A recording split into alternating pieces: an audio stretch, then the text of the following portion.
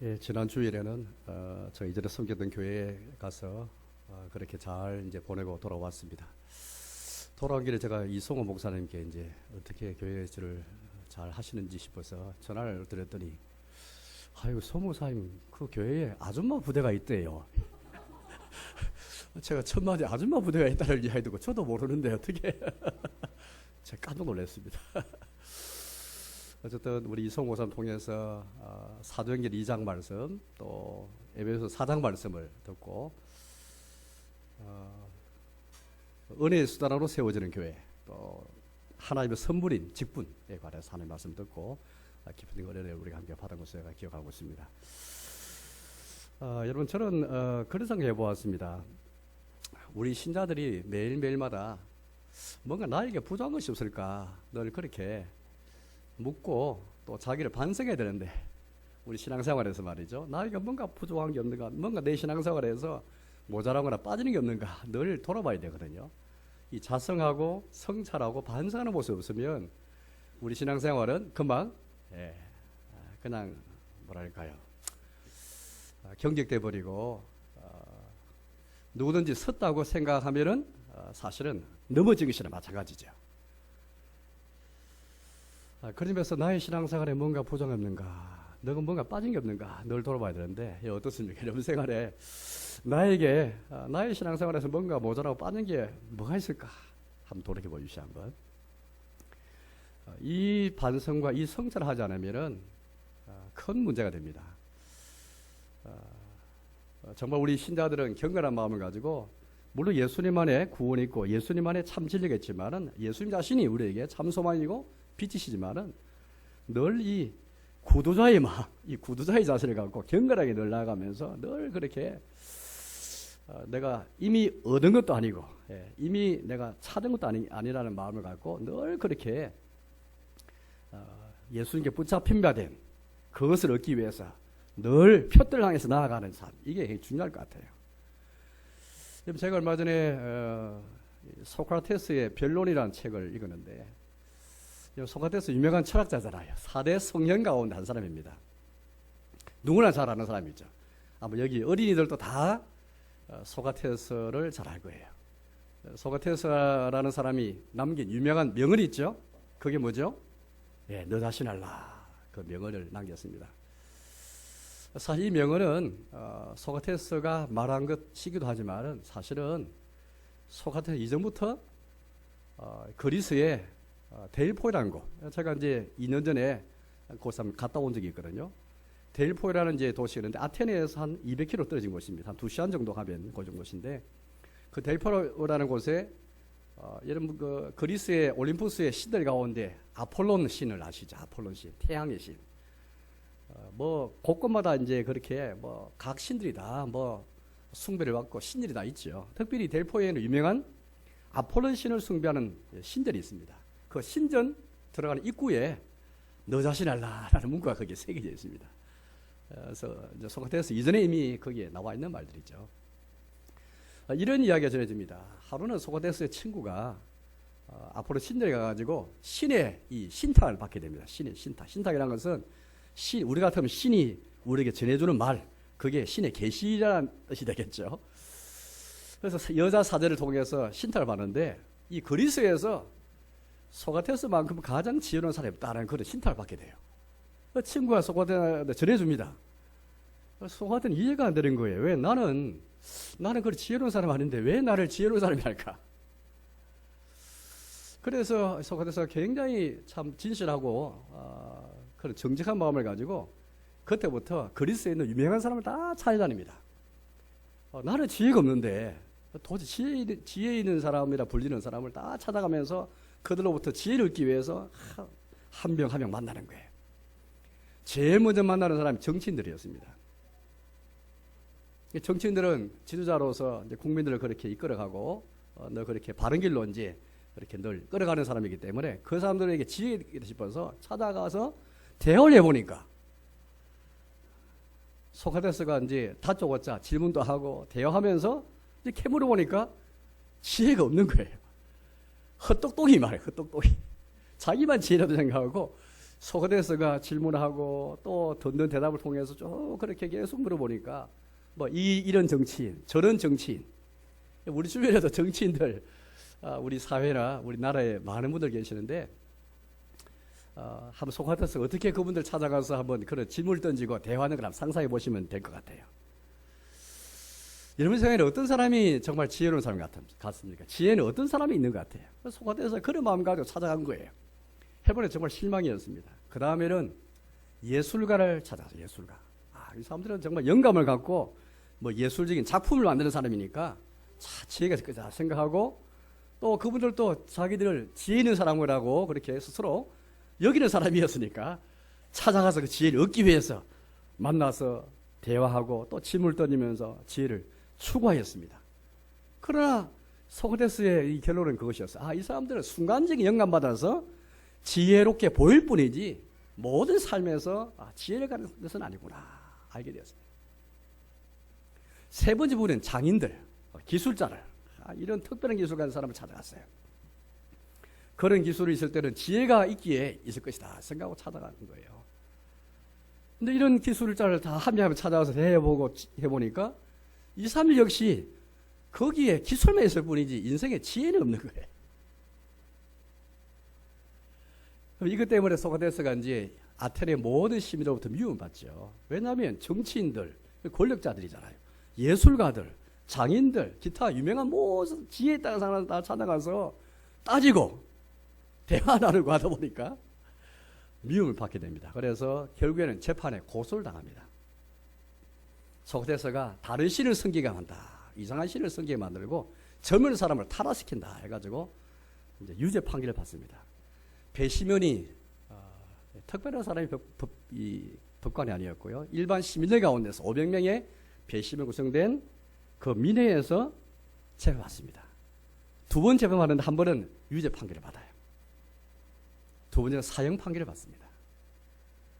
그런 식으로 이 소크라테스가 지혜를 찾기 위해서 사람과 대화하고 계속 해버리니까 그런 사람들의 이 헛똑똑을 드러내버리니까 시기를 받고 미움받아가지고 상해판까지 받게 되는 것이죠. 여기에서 여러분 우리가 하는 가지 저는 한번 생각해 보았습니다.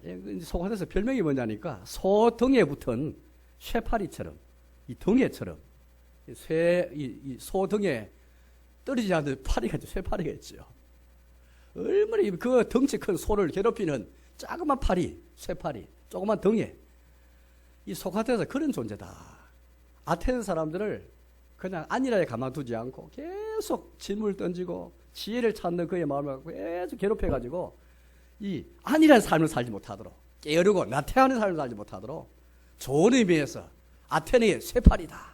이 별명을 그렇게 이 소크라테스가 얻게 되었죠. 저는 그 책을 읽으면서 한번 그런 생각해 보았습니다. 결국 소크라테스가 이제 깨닫게 되거든요. 지혜 있는 그 아폴론 신전에서 받은 신탁대로 왜 소크라테스가 가장 지혜로운 사람입니까? 자기가 모른다는 것을 아는 사람이 지혜로운 사람이라고 해요. 아는 게 지혜로운 게 아니고 나는 모른다. 난 아는 게 없다. 난 아는 게 없다라고 말하는 게 참 지식과 지혜의 시작이라고 본 거예요. 그래서 아폴론 신전에서 신탁이 내려졌고 정말 소크라테스는 자기가 지혜 있는 사람을 드러내기 만난 게 아니고 진짜 지혜를 찾고 얻기 위해서 사람 만나보니까 이게 지혜롭다고 생각하는 사람이 아무도 없는 거예요. 어떻습니까? 오늘 우리가 신앙생활을 하면서 나는 좀 신앙이 있다. 나는 하나님을 좀 잘 섬긴다. 하나님 잘 안다라고 우리가 생각하는 순간 그건 우리가 벌써 섰다고 생각하는 순간이에요.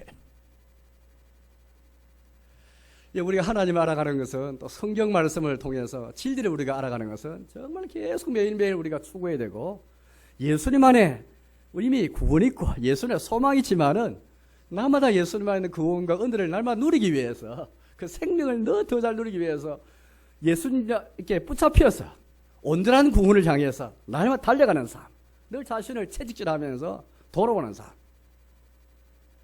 너 자신이 알라 이 말이 저는 일반인 격언이지만은 이것은 정말 우리 신자들도 늘 자신을 돌아보면서 해야 되겠나.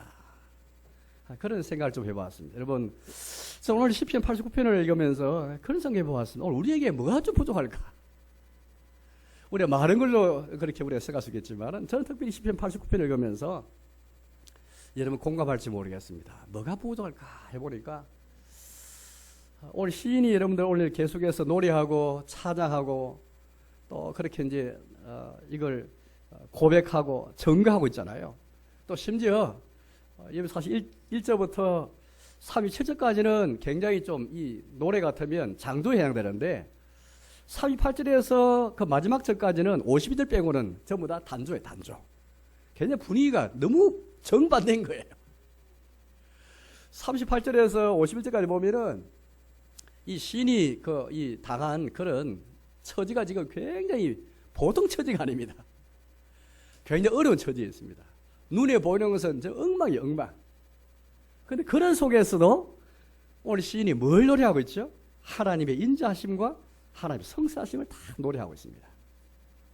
하나님의 인자라는 말을 우리가 너무 잘 알고 있습니다. 지금까지 우리 언약에 대해서 공부하면서 언약의 두 원리, 두 기둥이 바로 하나님의 인자와 하나님의 성실이었죠. 인자라는 것은 어질인 자, 자비로울 자자인데, 그래서 인자란 말인데, 다른 말로 하면 무조건적인 사랑.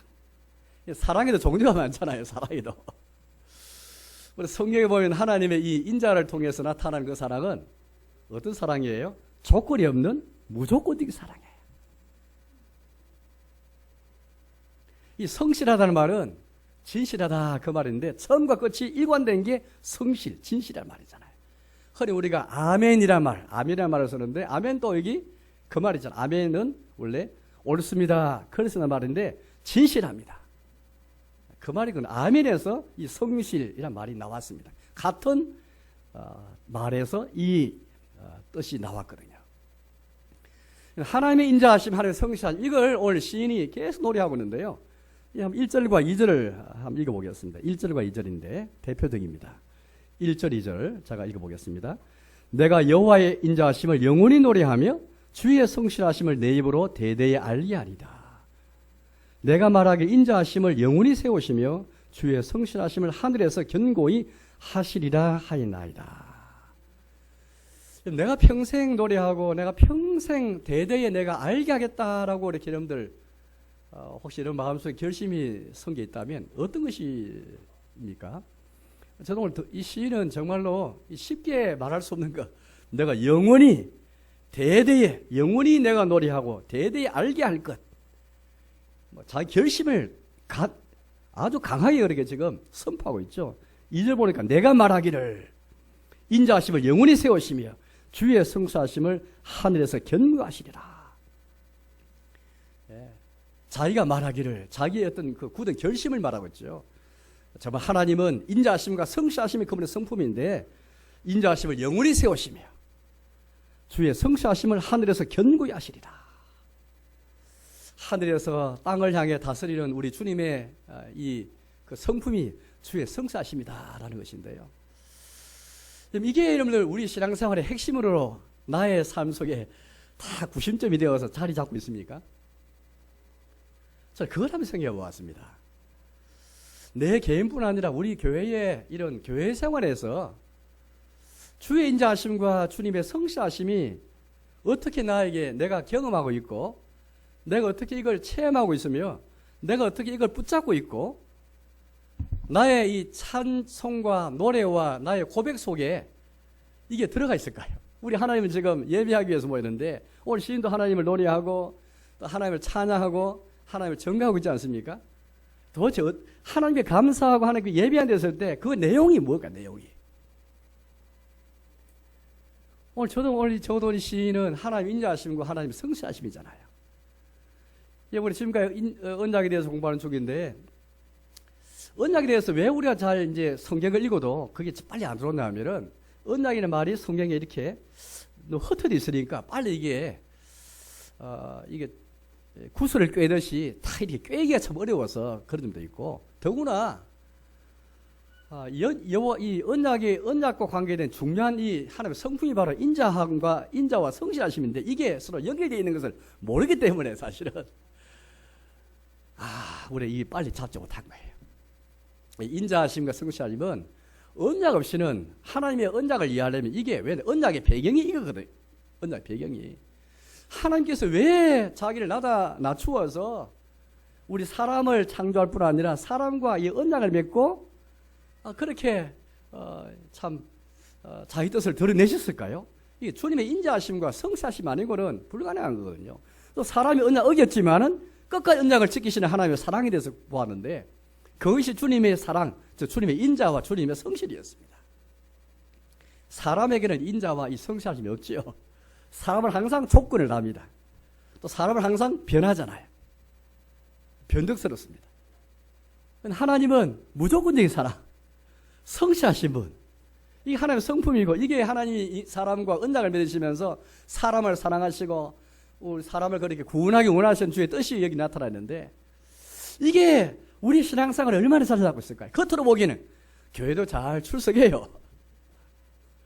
주일날도 그렇게 잘 빠지지 않고 잘 출석하고 예배도 잘 드리고 또 뭐 단정한 그런 모습들 뭐 교회에서 금하고 있는 것들도 좀 내가 잘 하지 않고 어쩌면 뭐 훌륭한 모험적인 그런 신자라고 그렇게 여길지 모르겠습니다. 여러분 어린이 여러분, 학생 여러분, 여러분들이 어떤 사람이 진짜 신자일까요? 그냥 주일날 예배 잘 드리고 주일날 빠지지 않고 또 예배 잘 드리고 교회에서 그렇게 가르치고 잘 받고 또 집에 와서 부모님 말씀 잘 듣고 그거 참 다 훌륭한 거잖아요. 그렇지만은 그게 신앙생활 전부로 생각하면 큰 착각이에요. 그게 전부면 오늘 이 같은 이 고백과 찬양이 나오겠습니까? 여호와의 인자하심과 성실하심을 내가 영원히 내가 알리고 영원히 내가 노래하고 대대 알게 하리다. 이런 고백이 나올 수가 없거든요. 겉으로만 이렇게 보기에 단정하고 겉으로 볼 때 다 이렇게 예의 바르고 겉으로 보기에 요것만 딱 갖추면은 나올 수가 없습니다. 교회 봉사 열심히 하는데 뭔가 허전할 거예요. 이게 정말 내가 하나님 믿는 것인가? 그냥 교회 활동하고 뭐 교회에서 그만한 건 좀 하지 않고 이게 신앙의 전부라 하면 뭔가 마음이 공허하고 허전할 거예요. 도대체 이 시인은 이 하나님 찬양하고 하나님 예배한 데서 때 감사한 데서 때에 진짜 본질을 갖고 찬양하고 노래하고 있거든요. 여호와의 인자하심을 또 주님의 성실하심을 노래하고 절구하면서 기뻐하면서 찬양하고 있거든요. 이게 저는 우리 신앙생활에 빠진 중에 하나가 아닐까. 저와 우리 모두에게 혹시 이것들이 빠진 게 있다면, 이것도 혹시 빠져 있는 것 중에 하나가 아닌지 한번, 그렇게 한번 돌아보면 좋겠습니다. 이게 하나님과 나 개인 사이에 있을 뿐 아니라, 이 교회 생활에서 우리 모두에게, 이 교회 생활에서 하나님 인자하는 성실하심이 주님과 나의 관계뿐 아니라 성도와 성도의 관계에서도 하나님 인자하심과 하나님 성실하심이 있는가? 제가 이 기브온 족속과 이스라엘 백성들이 언약 맺을 때 기브온 족속이 거짓말로 그렇게 속여서 이스라엘 백성과 언약 맺었지 않습니까? 그래도 거짓으로 약속하고 언약 맺었다 할지라도 끝까지 하나님의 인자 주님의 이름으로 언약 맺었기 때문에 이스라엘 백성이 기브온 족속 끝까지 거두주잖아요. 요나단과 다윗의 언약도 마찬가지예요. 요나단은 왕자였고 황태자였고 다윗은 목동에 불과합니다. 물론 골리앗을 무찌른 직후였기 때문에 조금 다른 모습이가 여전히 그의 신분은 목동이고 여기는 황태자고.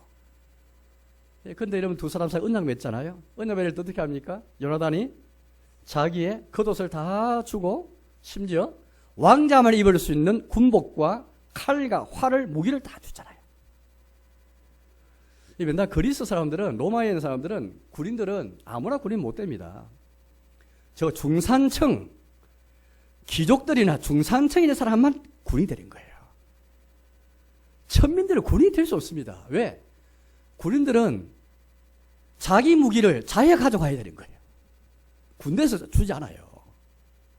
자기가 비싼 이 갑옷과 군복과 칼과 활을 준비해 가야 되기 때문에 아무나 군대에 못 가요. 거기에서 만약에 상관에 불복종한다. 불복종한 순간 그 10분의 1은 다 죽어야 됩니다. 아주 엄한 군계였습니다. 그런데도 그리스 로마의 이 군인들이 굉장히 사기에 충천하고 항상 이 전쟁 때문에 이겼거든요. 왜? 아무나 군인을 안 세웠기 때문에 그런 거예요.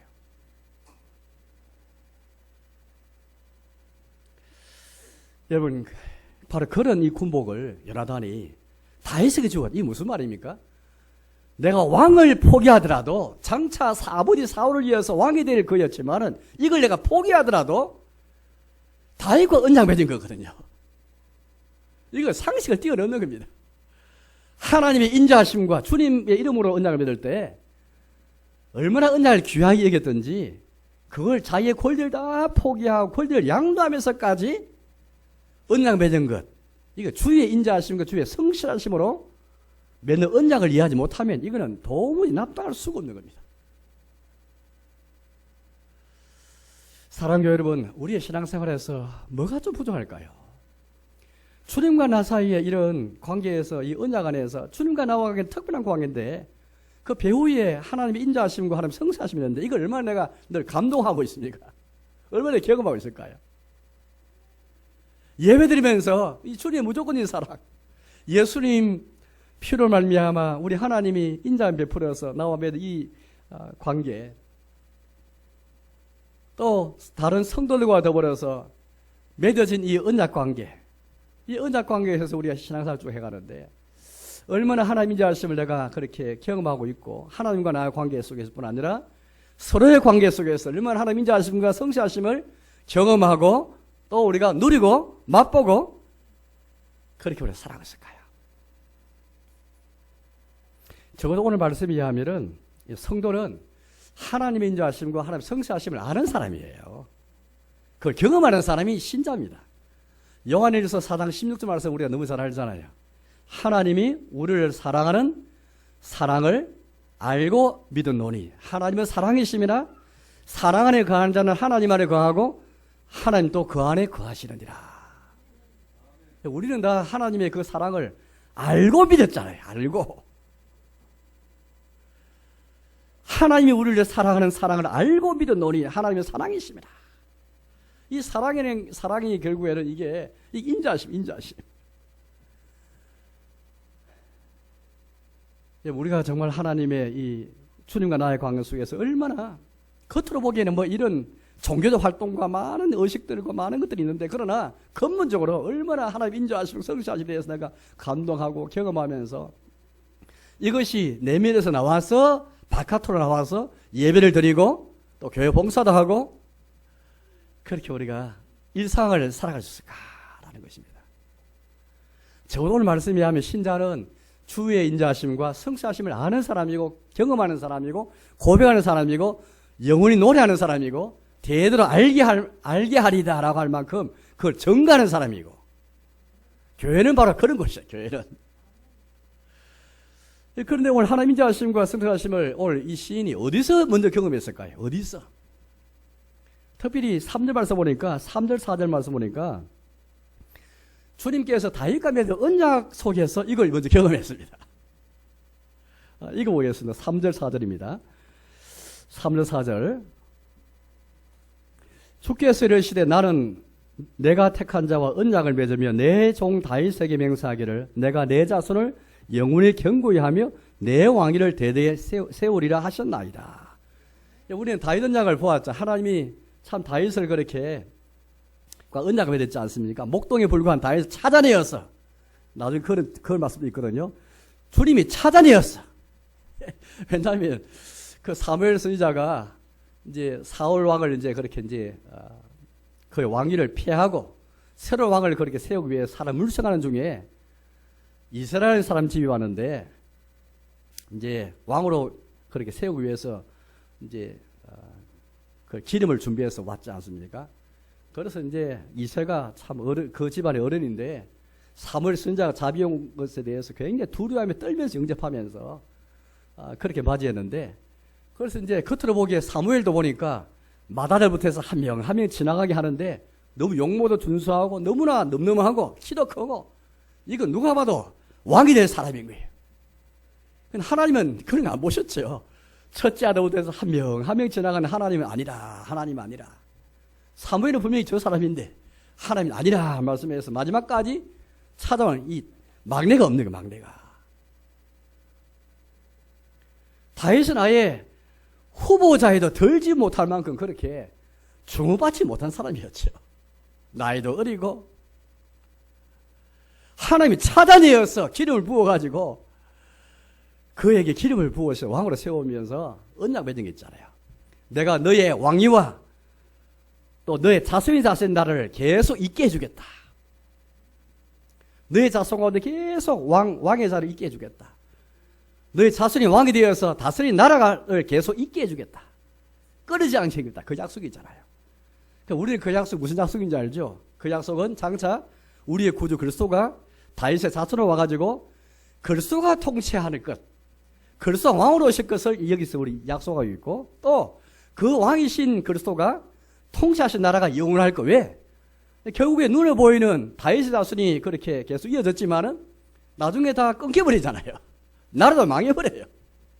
그래서 이 약속은 눈에 보이는 다윗의 육체의 자손, 그렇게 이제 물론 예수님이 다윗의 육체의 자손 오셨지만은, 그러나 솔로몬이나 히스기 같은 유명한 왕도 많았지만은, 그러나 오늘 이 약속은 그런 사람이 이루는 게 아니고 왕위를 영원히 있고 그 나라를 영원히 이을 분은 우리 구주 그리스도밖에 없었잖아요. 그래서 성취하셨고, 그래서 오늘 이 말씀은 그 약속이잖아요. 왕이신 그리스도가 다스릴 것과 왕인 그리스도가 다스릴 그 나라가 영원할 것, 이게 약속한 것인데, 이걸 오늘 이 시인이 믿고 오늘 이걸 감사하고 찬양하는 거죠. 눈에 보이기는 다 세상 나라의 모습들, 세상의 지도자들이 통치하는 모습들이 보이면서 주님의 나라가 잘 보이지 않고 그리스도의 나라가 잘 보이지 않고 그리스도 통치가 잘 보이지 않지만은 믿음을 가지고 하나님 약속을 붙잡으면서 다윗의 언약을 붙잡으면서 눈에는 지금 그리스도가 통치하지 않고 세상의 헛된 권력 야유에 사로잡힌 그런 지도자들이 다스린 것밖에 보이지 않고 또 세상 나라의 모습밖에 보이지 않다 할지라도 믿음을 갖고 영적 눈을 열어가고 다윗 언약을 다 생각하면서 그 하나님의 인자하심과 주의 성취하심을 경험했거든요. 뒤에 말씀 한번 보여주시죠. 이렇게 다윗이 고백합니다. 20절 말씀 읽어보겠습니다. 20절 말씀 읽어보겠습니다. 20절 같이 읽어보겠습니다. 내가 내 종 다윗을 찾아내어 나의 거룩한 기름을 그에게 부었도다. 자, 21절도 보겠습니다. 21절 같이 읽겠습니다. 내 손이 그와 함께하여 근고하게 하고 내 팔이 그를 힘이 있게 하리로다. 다윗을 찾아내가지고 그를 이제 왕으로 세웠지만 단독 왕이 된 게 아니잖아요. 수년의 시간이 걸렸고, 전체 이스라엘 왕이 될 때까지는 많은 시간이 흘렀습니다. 그 동안에 하나님이 얼마나 그와 함께 하시면서 그를 견고하게 하고 그를 힘있게 하셨잖아요. 또 22절 말씀 보니까 원수가 그에게서 강탈하지 못하며 악한 자가 그를 공고하게 못하리로다. 원수들이 얼마나 다윗을 이렇게 무너뜨리기 위해서 사울 왕이 또 여러 블레셋이나 여러 대적들이 와가지고 다윗을 무너뜨리려 내렸었는데 하나님이 다 그를 보호하셨잖아요. 그래서 오늘 여기 24절 말씀 보니까 이런 말씀 나와요. 24절인데요. 24절을 읽어보겠습니다. 같이 읽겠습니다. 나의 성실함과 인자함이 그와 함께하리니 내 이름으로 말미암아 그의 뿔이 높아지려다. 다윗이 그렇게 찾아지고 기름이 부어지고 하나님이 그를 높이 세우시고 원수를 물리친 것은 하나님의 인자함과 성실하심으로 그와 함께하셨고 그의 뿔을 높아주신 것이죠. 높여주신 것이죠.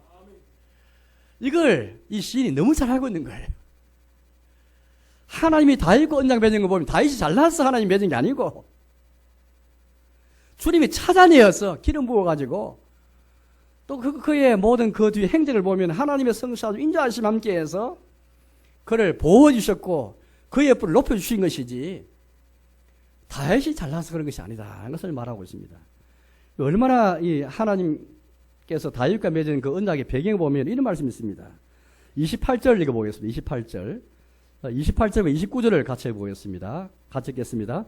그를 위하여 나의 인자함을 영원히 지키고 그와 맺은 나의 언약을 굳게 세우며 또 그의 후손을 영구하게 하여 그의 왕위를 하늘의 날과 같게 하리로다. 예. 하나님 다윗과 언약을 맺을 때 이름 나의 인자함을 영원히 지키고 주님이 인자함 가운데 다윗과 언약을 맺은 것이지 우리가 잘나가지고 다윗과 맺은 게 아니에요. 같은 것이거든요. 그와 맺은 나의 언약을 굳게 세우며 또 그의 후손을 영구하게 하여, 결국에는 그의 후손을 영구하게 한다는 말은 다윗의 자손을 와서 영원한 왕이 되실 그리스도를 우리 약속하고 계시고 그의 왕위를 하늘날과 같게 하리로다. 지금도 우리 그리스도께서 하늘의 보좌에서 왕으로 모든 세상과 교회를 다스리지 않습니까? 그분이 나를 우리가 지금 보지 않습니까? 심지어 얼마나 여러분들 이 하나님의 인자하심과 성취하심으로 언약 맺든지 30절에서 말씀 보는 이런 말씀이 있습니다. 30절에서 32절까지 말씀 읽어보겠습니다. 같이 읽겠습니다. 만일 그의 자손이 내 법을 버리며 내 규례대로 행하지 아니하며 내 율례를 깨뜨리며 내 계명을 지키지 아니하면 내가 회초리로 그들의 죄를 다스리며 채찍으로 그들의 죄를 벌하리로다. 자, 33절, 34절입니다. 같이 읽겠습니다. 그러나 나의 인자함을 그에게서 다 거두지는 아니하며 나의 성실함도 패하지 아니하며 내 언약을 깨뜨리지 아니하고 내 입술에서 낸 것은 변하지 아니하리로다. 다윗 자손이 계속 왕위에 있을 것인데 그들이 혹시 뭘 잘못하면은 죄를 짓더라도 내가 회초리로 징계를 할지언정 벌은 줄지언정 내 인자함과 내 성실함을 다 빼앗지 않을 것이다. 이게 특별한 사랑이냐, 특별한 사랑.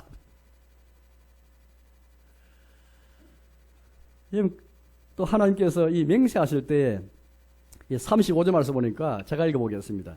내가 나의 거룩함으로 한 번 맹세하였은즉 다윗에게 거짓말을 하지 아니할 것이라. 하나님은 자기의 거룩함, 자기의 성품인 자기의 거룩함이라는 성품을 두고 다윗에게 맹세까지 하셨죠. 내가 절대 거짓말하지 않을 것이다. 이건 지금 다윗에게만 한 게 아니에요. 다윗에게 약속하시고 맹세하신 건 지금 우리에게 해당되거든요. 왜? 다윗에게 약속하고 맹세한 내용이 전부 다 우리한테 해당되잖아요. 다윗의 자손 오시니 그리스도를 약속하고 그리스도 나라를 지금 약속하고 계시기 때문에 이건 여러분들 아무리 세상에 나라가 그렇게 우리 눈에 크게 보이고 세상 지도에 통치가 크게 보여도 오늘 하나님께서 이 약속을 내가 거짓말하지 않겠다. 내가 맹세했다. 그걸 우리에게 지금 말씀하고 계시는 것입니다. 그래서 뒤에 35절 말씀 보니까 36절 말씀 보니까 그의 후손이 장구하고 그의 왕위는 해같이 내 앞에 항상 있으며 또 궁창의 확실한 정인인 달같이 영원히 견고하게 되리라 하시도다. 해하고 달에 비교해가지고 해와 달이 바뀝니까 여러분들? 역사는 진행하고 시간은 바뀌어도 해와 달은 늘 그 자리에 있잖아요. 그처럼 내가 다윗과 맺은 언약을 끝까지 지켜주겠다. 왜? 나의 인자함과 성실함으로 내가 맺은 것이고 또 나의 인자함과 성실하심으로 내가 계속 지켜가겠다. 이게 하나님과 우리 사이의 언약의 특징입니다. 특징. 인간 사회에 있는 언약 관계와는 전혀 볼 수 없는 하나님과 우리 사이에 있는 언약의 특징이죠. 이걸 경험했기 때문에 이 시인이 찬양하고 노래하고 내가 영원히 대대에 노래하고 알게 하겠다. 이 고백이 나오거든요. 오늘 우리가 지금 여러 교회에서는 오늘 맥주 감사절인데 뭘 감사해야 될까? 뭘? 감사가 도대체 뭐예요? 뭐 여러 가지 것에 대해서 감사 많이 할 수 있겠지만 그러나 가만히 생각해보면 여러 다양하게 감사할 제목 많잖아요. 그러나 정말 우리 감사할 제목 가운데 하나는 이건 같아요. 하나님의 영원한 인자하심과 주님의 성실하심. 이게 빠지면 우리 신앙생활에 다 빠져버린 거예요. 허수아비고 꼭두가시 아무도 없는 거예요. 그냥 뼈밖에 남지 않은 신앙생활, 뼈만 남은 신앙생활밖에 될 수밖에 없어요. 형씨만 남은 신앙생활밖에 될 수밖에 없습니다. 주님과 우리 관계에서 성도와 성도 관계에서 하나님의 인자함과 하나님의 성실하심이 다 있어가지고 이게 풍성해서 그렇게 우리가 나타나야 되는데요. 나와 하나님, 우리 예수님의 피로 세워진 하나님과 나 사이 언약.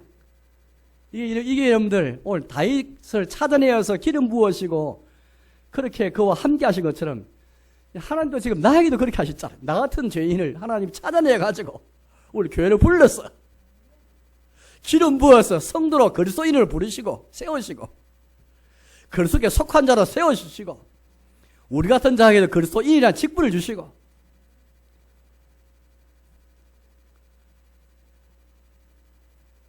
인자함과 성실하심으로 계속 우리를 보존하고 보호하고 우리의 뿔을 높여줄 것을 약속하고 계시거든요. 예, 뿐만 아니라 이 시인은 이 하나님과 언약 속에서 이 경험할 뿐 아니라 하나님의 창조와 하나님의 섭리에서도 하나님의 구원에서도 경험했거든요. 그래서 오늘 여기 보면은 이제 사실 5절부터 7절까지는 하늘에서도 이 하나님 인자함과 성실하심 찬양하고 있다라고 말하고요. 그 다음 뒤에 말씀 보면 이런 말씀이 나옵니다. 9절을 읽어보겠습니다. 9절. 8절 읽어보겠습니다. 8절과 9절 읽어보겠습니다. 8절 9절. 여호와 만군의 하나님이여 주와 같이 능력 있는 이가 누구리까? 여호와여 주의 성사하심이 주를 둘렀나이다. 주께서 바다의 파도를 다스리시며 그 파도가 일어날 때에 잔잔하게 하시나이다. 오늘 시인이 이제 온 세상 천지 만물을 다 보니까 하나님의 섭리를 보니까 하나님이 능력으로 세상을 붙드시고 만물을 붙드시고 다스리시거든요. 파도를 다스리시고, 이 파도가 얼마나 무섭습니까? 흉흉하는 파도. 그 파도를 잔잔케 하시는 능력. 그런데 주님의 능력뿐 아니라 뭘 떠보았죠? 주의 성실하심이 주를 둘러나이다. 이 세상 만물을 보면서 하나님의 섭리를 보면서 하나님의 능력도 볼 뿐 아니라 하나님의 성실하심도 봐야 됩니다.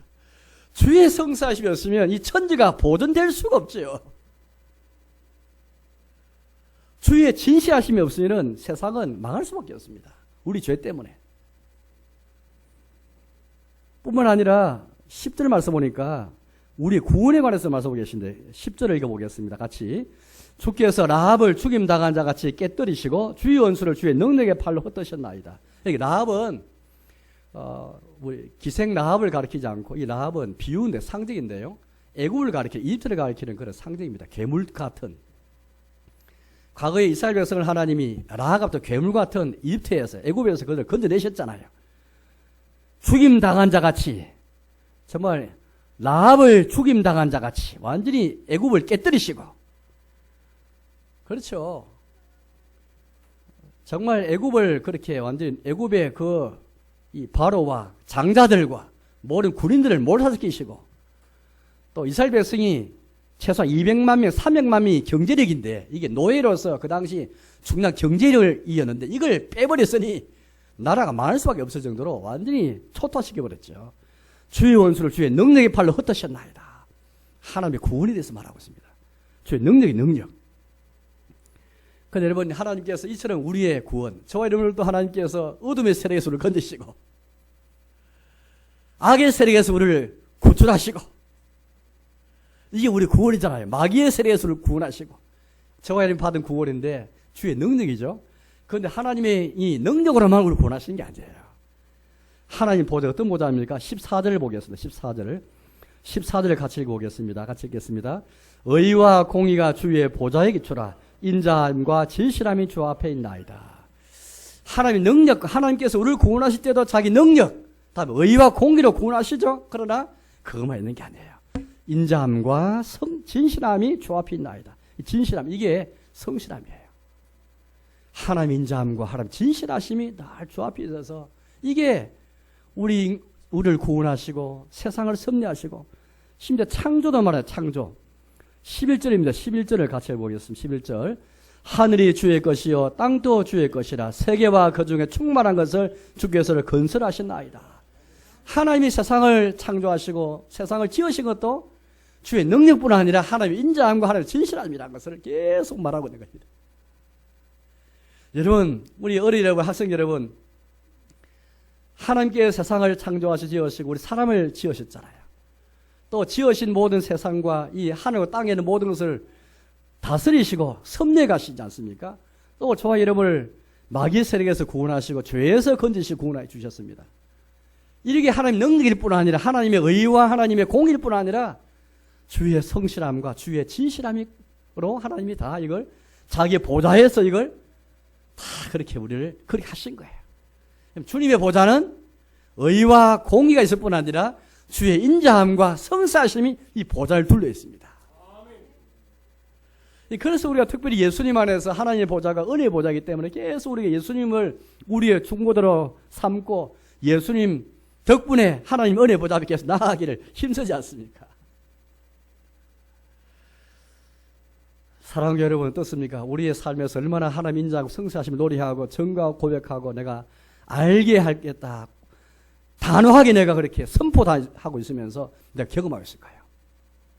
이걸 내가 경험하고 내가 체험하고 이걸 내가 깨닫고 붙잡고 있으면은 내 눈에 지금 보이는 것으로는 하나님의 언약이 무너지고 약속이 이루어지지 않고 내 뿔이 높아지는 게 하고 내가 막 땅에 엎드려지고 내 뿌리와 내 관이 땅에 떨어지고 내가 수치를 당하고 이런 모습 보여도 잠시 흔들린 것 같아요. 38절 말씀 읽어보겠습니다. 38절과 39절 읽어보겠습니다. 38, 39 같이 읽겠습니다. 그러나 주께서 주의 기름 부음 받은 자에게 놓아사 물리치셔서 버리셨으며 주의 종의 언약을 미워하사 그의 관을 땅에 던져 욕되게 하였으며. 그러니까 38절 그러나 하면서 갑자기 이게 상황이 완전히 달라집니다. 눈에 보이는 것은 지금 주님의 언약을 마치 미워하시고 약속을 이루시지 않는 눈에 보이는 것하고 내가 믿는 약속과는 뭔가 모순되는 것을 보이는 거예요.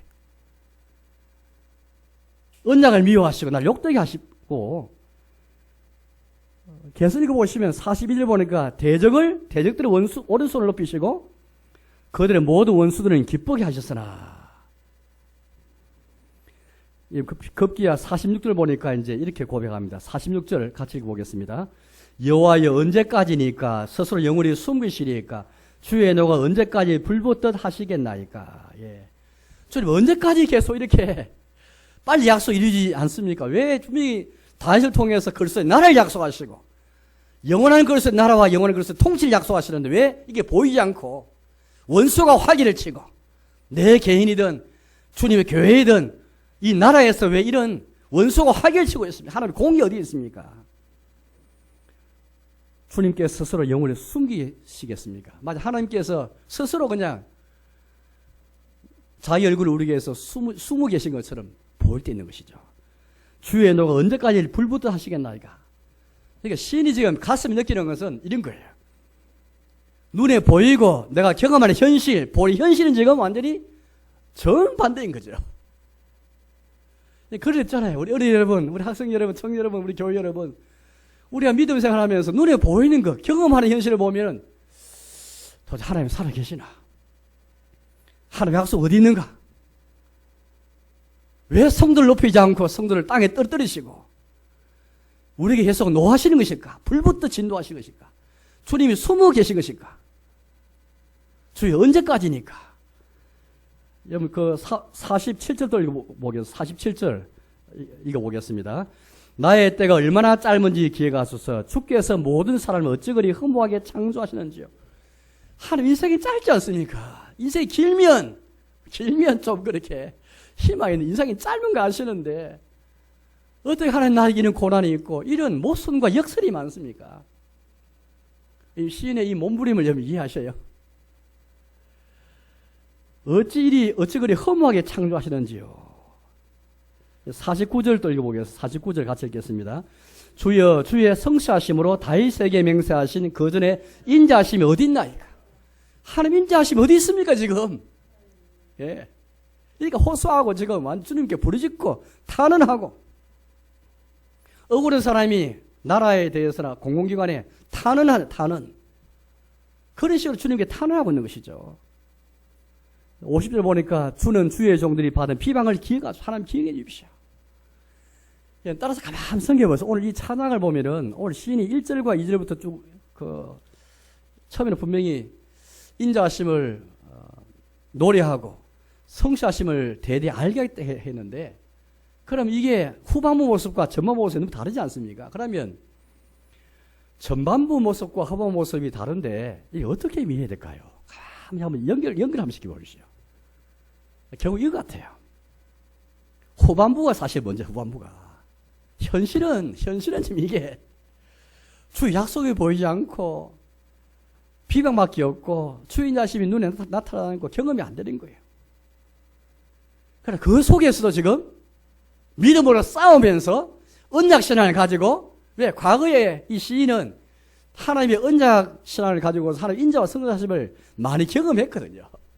그러나 때로 내 인생에 보면은 지금 당장 내 앞에 있는 어떤 현실과 시점에서는 주의 인자심이 보이지 않고, 그리스도 통치가 보이지 않고, 그리스도 나라가 보이지 않고, 주님의 교회가 보이지 않고, 세상 권력과 그냥 거짓과 불의가 횡행하는 것을 보게 되거든요. 그럴 때 여러분들 평생 우리가 늘 하나님 인자하시고 성사하시고 그렇게 살아간 사람, 언약 신앙하고 이걸 늘 주님과 관계나 성도 관계 속에 이걸 중시적인 사람은 어려움이 와도 어떻게 합니까? 우리가 보기에는 탄원이고 부르짖지만은 그거는 사실 믿음이 있기 때문에 하는 거잖아요. 믿음이 없으면 싸우진 않습니다. 믿음으로 싸우면서 언약 신앙하고 계속 분투하면서 하나님 인자심을 의지하고 주의 성실하심을 의지하고 주의 언약을 붙잡으려 계속 애를 쓰고 있잖아요. 결국 신앙생활은 믿음의 싸움 같아요. 믿음의 싸움. 결국 믿음이 있는 사람은 확신이 있는 사람인데 믿음은 결국 확신이 이어져야 되는데 늘 우리에게 확신이 있는 게 아니잖아요. 낚시할 때에 딱 던지고 나면 저도 낚시를 매번 따라가서 해봤습니다만 던져놓고 보면은 마치 부표처럼 고기가 탁 물면은 탁 표시해주는 그 물 위에 떠 있는 부표, 찌라 하잖아요. 찌가 너 흔들리잖아요, 이렇게. 그래서 이게 도대체 고기가 물었는지 안 물었는지 헷갈릴 정도로 이제 아마추어는 저 같은 사람은 잘 모르잖아요. 저를 가만히 생각해봤습니다. 우리 믿음 또 이런 것이구나. 늘 흔들거리고 이게. 오늘 시인도 흔들리고 있잖아요, 지금요. 흔들리고 있거든요, 여러분들. 우리 신자에서 흔들리지 않는 게 아니고 늘 흔들립니다. 낚시 찌처럼 흔들립니다. 흔들리는 그 자체가 죄가 아니고 문제는 흔들릴 때에 심지어 목인데 코끼리요, 코끼리. 정작 실체는 목인데 모기는 안 보여 코끼리를 볼 때 있습니다. 그럴 때라도 우리는 하나님 인자하심과 성실하심, 주님의 언약신앙 이걸 평소에 늘 경험하고 내가 늘 노래했다면 이 어려움이 왔을 때도 보는 것으로 행하지 아니하고 믿음으로 행하면서 믿음의 싸움을 싸우면서 계속 하나님의 언약을 붙잡고 나아가거든요. 주님의 언약대로 회복시켜 주십시오. 그리스도 통치가 회복되어지 그리스도 나라가 회복되게 해 주십시오. 제가 설교 좀 하면서 500년 전에 이제 종교학과 칼빈이 쓴 주석을 읽어봤는데요.